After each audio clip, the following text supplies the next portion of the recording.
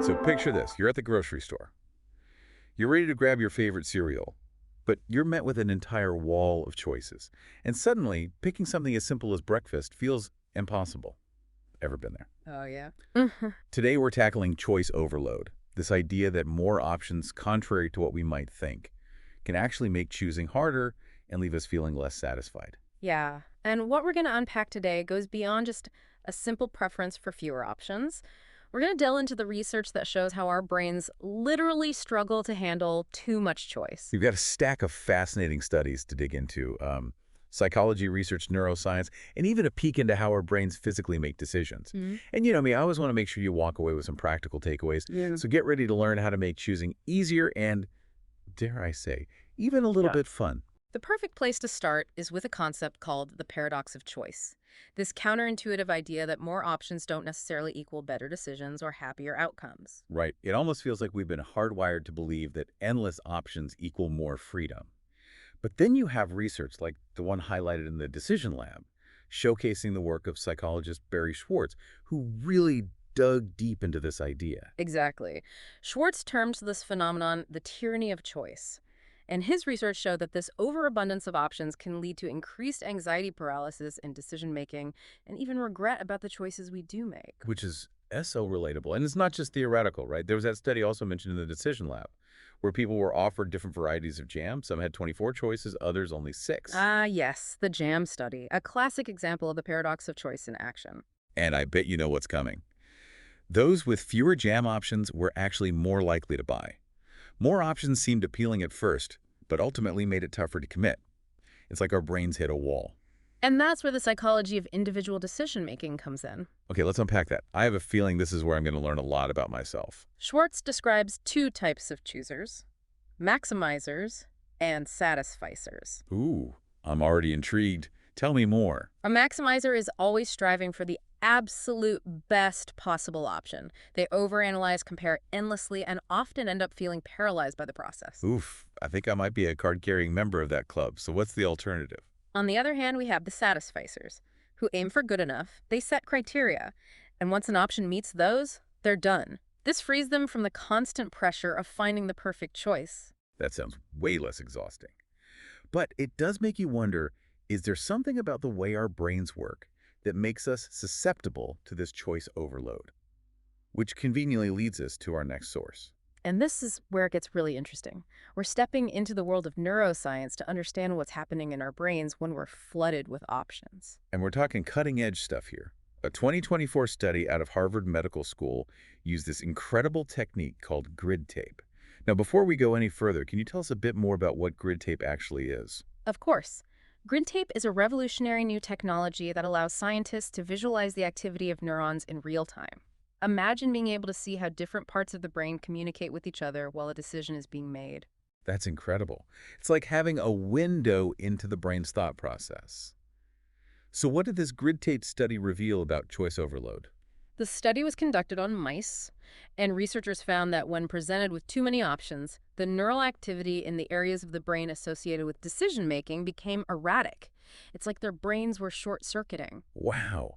So it's not just a feeling, it's a measurable phenomenon happening in our brains. Yeah. This is where that maximizer tendency really starts to make sense, right? Hmm. Their poor brains are stuck in overdrive, trying to sift through all the possibilities. Precisely. Their neural circuits are overwhelmed, making it difficult to settle on a single best option. And to understand this even further, let's explore how the brain actually makes decisions. Get ready for this. There's a model for that. Okay, hit me with it. I'm ready to dive deeper. It's called the proposer-predictor-actor-critic model. It sounds complex, but it's actually a really cool way to understand how different parts of our brain work together when we make choices. Okay, proposer, predictor, actor, critic. Mhm. It sounds like we're casting for a play inside the brain. Walk us through this model. Think of it like a highly efficient decision-making team, with each member playing a specific role. The proposer, residing primarily in the cortex, is the first to step up. This part of the brain takes in the situation, considers your goals, and suggests a plan of action. So the proposer is the idea generator, the one saying, hey, here's an option, let's try this. Exactly. Next up, we have the predictor, also located in the cortex. This key member takes the proposer's suggestion and runs a simulation, trying to predict the likely outcome based on past experiences and knowledge. So if I'm deciding between two different brands of cereal, My predictor is whispering in my ear, remember how much you love that other cereal from this brand. Precisely. Now, based on the predictor's input, the actor steps in. This part of the brain, located in the basal ganglia, has the final say to act or not to act on the proposed plan. And guess what heavily influences the actor's decision? I'm on the edge of my seat here. Past rewards. If a similar decision led to a positive outcome in the past, the actor is more likely to greenlight the plan. That makes so much sense. It's like our brains are hardwired to seek out what feels good based on our past experiences. But there's one more team member, right? The critic. What role does this part play? The critic is essential for learning and refining our decision-making process, linked to the brain's reward system. It evaluates the outcome of the chosen action, providing feedback on whether it was truly rewarding or not. So if I try that new cereal based on my actor's go-ahead, and it turns out to be a total disappointment, my critic swoops in with a, well, that was a mistake. Exactly. And that feedback gets incorporated into future decisions, helping to fine-tune the entire proposer, predictor, actor, critic process. It's a continuous loop of learning and adapting. This is blowing my mind. It explains why we're capable of making split-second instinctual decisions, but also why we sometimes get stuck agonizing over every little detail. That's the beauty of this model. It accounts for both. When we have time to deliberate, the predictor goes to work, simulating outcomes based on past experiences. But in situations requiring a quick response, we often bypass the predictor altogether, relying on instinct and intuition. And this is where choice overload really throws a wrench in the system, right? If Yeah. our predictor gets bombarded with too many options, it's going to have a much harder time doing its job effectively. You hit the nail on the head. That overload can lead to analysis paralysis, making it nearly impossible for the actor to confidently choose. Now, knowing all of this, how do you think we can use this information to our advantage? Well, for starters, it seems like understanding your own decision-making style is crucial. Are you a maximizer who thrives on exploring every option? Or a satisficer who's content with good enough? Absolutely. Recognizing your tendencies is the first step.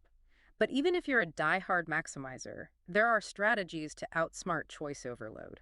So for those of us who resonate with the maximizer label, what are some practical strategies we can use? Because honestly, I don't see the world offering fewer choices anytime soon.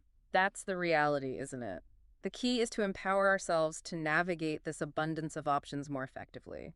One powerful strategy is to actively limit your choices. Instead of scrolling through endless pages of products, set a limit for yourself. For example, tell yourself you'll only consider the first 5 options that meet your basic criteria. It's like creating those boundaries that our brains seem to crave, right? No more decision fatigue from staring at 50 different shades of white paint.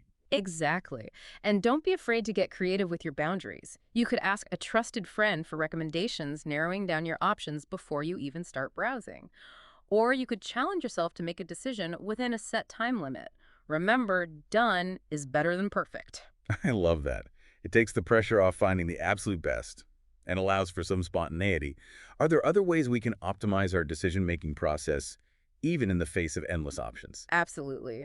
Another helpful tactic is to break down complex decisions into smaller, more manageable steps. Oh, so instead of trying to choose the perfect vacation all at once, destination, flights, hotel, itinerary, I could tackle each element separately. Exactly. Our brains are wired to handle these smaller, bite-sized choices more efficiently. It eases the burden on our predictor and allows us to make progress without feeling overwhelmed. This is all incredibly helpful. But it does make you wonder, can we actually rewire our brains to become better at handling all this choice? Can we train ourselves to be more resilient in the face of option overload? That's a question researchers are exploring, and the field of decision neuroscience is rapidly growing. While there are no quick fixes, there's promising research suggesting that mindfulness training and certain cognitive exercises can help us regulate our emotions and strengthen our attention spans. So it's like building those mental muscles that can help us stay focused and make clearer decisions, even when bombarded with choices. Exactly. By cultivating greater self-awareness, emotional regulation, and focused attention, we can navigate the modern world with more confidence and clarity. This has been such an eye-opening conversation. I feel like I've gone from feeling overwhelmed by choice to actually feeling empowered to make more conscious decisions. That's wonderful to hear. It's all about shifting our perspective and equipping ourselves with the knowledge and tools to make choices that align with our values and goals.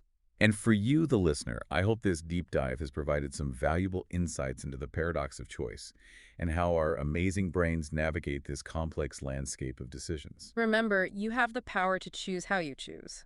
By understanding your own decision-making style and implementing practical strategies, you can transform choice overload from a source of stress into an opportunity for greater self-awareness and ultimately a more fulfilling life. And on that note, we'll leave you with this final thought.